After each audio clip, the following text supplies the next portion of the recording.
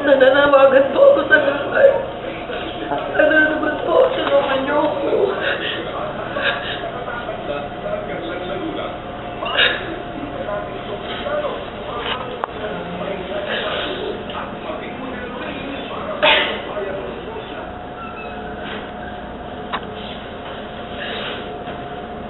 Nandito po ako ngayon sa City General Hospital. Nandito na po ako lagi po. 2 weeks na po siya dito.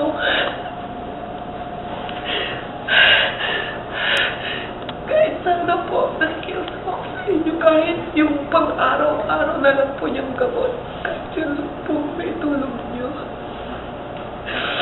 Magkataon pa naman po na pareho kami ngayon na may sakit. Kung may pera lang talaga ako, hindi na po ako hihingi. Dalawa na po yung nabutasan sa kanyang giliran dahil hindi na po siya makalihin. Tapos, yung heart niya, talagang heart enlargement, anytime pwede na rin daw siyang bumigay. Wala naman po ako maibigay talaga ngayon ito ni Kundi. Spiritual support. Kaya kung sino man po yung mga may puso, kung sino man po yung mga may financial na may itulong, sana naman po huwag niyo pong ipagkain. Pareho po kami may sakit. Dahil meron po akong blood infection din. Anytime bibigay na rin po ang katawan ko. Kaya nakikita niyo naman kung anong ginagawa ko. Tinitry ko pa rin pong maging strong kahit alam ko na bumisa naghihina na ako, naglulupay-pay na. Gusto ko na tayo lahat na kahit ganito po ang nangyayari sa buhay ko. Sinisigan ko pa rin talaga na magpakatataag, magiging strong dahil alam ko na hindi po kami pamabayan ng Lord. Kung ano man po itong nangyari sa amin ng anak ko ngayon, alam ko po pagsubok lang po ito. Para rin po siguro, makita rin po kung sino rin po sa inyo ang pwedeng lumapit at parang tumulong din po. Sana, para na rin, sana po, alam-alam na lang po sa kanya. Dahil, ang sarap po na kung kailan po kami nagkasama ulit. Hindi mo kayo magkasama isang buong pero kahit pa paano, nandito na rin po siya. Sa matagal-tagal na po siyang nawala sa buhay ko. Sana naman po pagbigyan pa. Pagbigyan po po ng ilang. Sana naman po mailigtas siya. Parang awan sila po.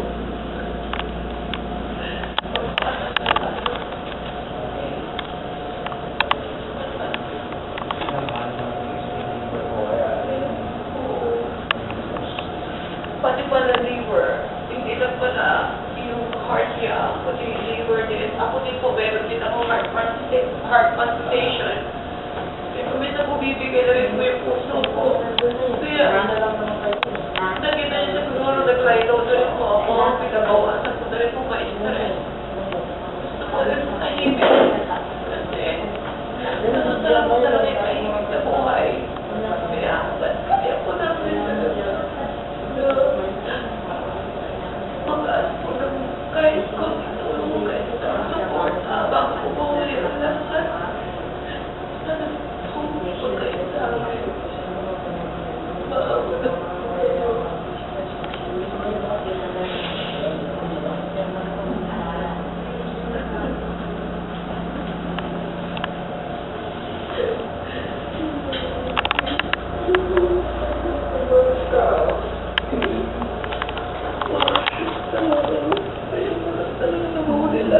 Hindi mo alam ito lang.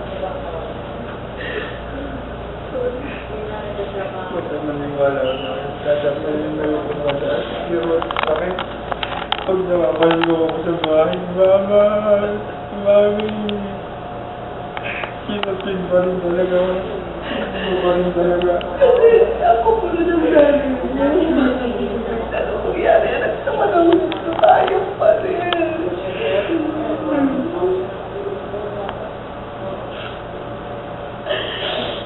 Kaya huwag mo higit pa.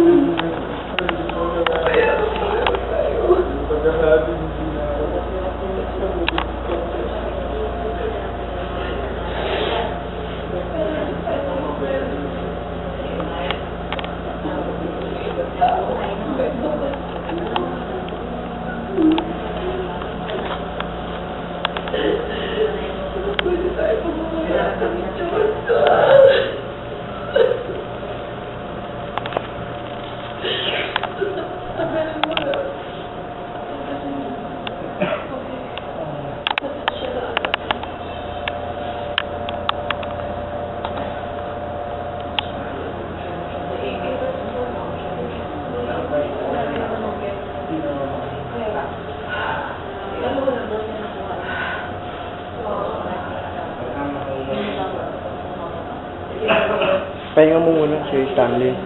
Kasi, naano rin. Kaya, kung sino po talaga yung mga gusto ko talagang tumulong, ako na. Sana naman po talaga hindi niyo ipagkakait kasi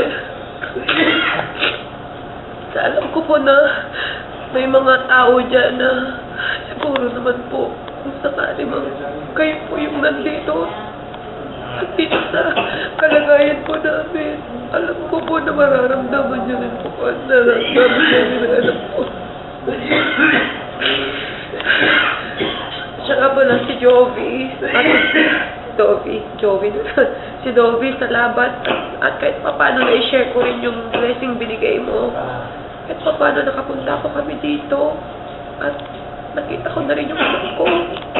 Lahat po mga tumulong sa amin. Kung sino po yung mga sumusuporta.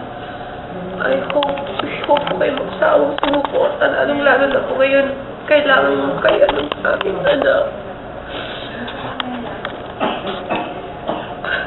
Alam ko ba na ang Diyos na nang bahala ko sa inyo. Sabi nga ng Lord, kung kailangan mo ako sa inyo, tumawag ka lang. Ang Diyos na aming kinakapitan ngayon, wala nang sigot. At kaya niyo patalawanan ako, sana lang ko magbigay magkain.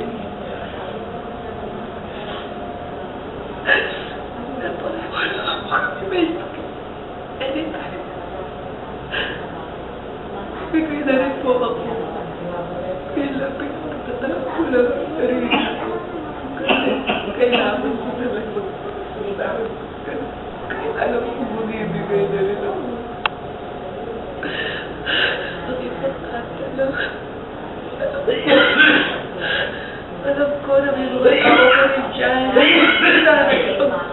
Sana pag-pray niyo pong suporta sa amin kahit sa prayers. Kahit hindi na po pinasya, hindi ba talaga po naiintindihan po kayo. Alam ko yung mga kung sino kayo magbibigay sa amin ng tulong. Prayers, financially, at kung ano may moral support or anything kailangan po namin pinagyan. Kaya sana po, maawa kayo. Alam ko na sa amin kayo ng aking anak.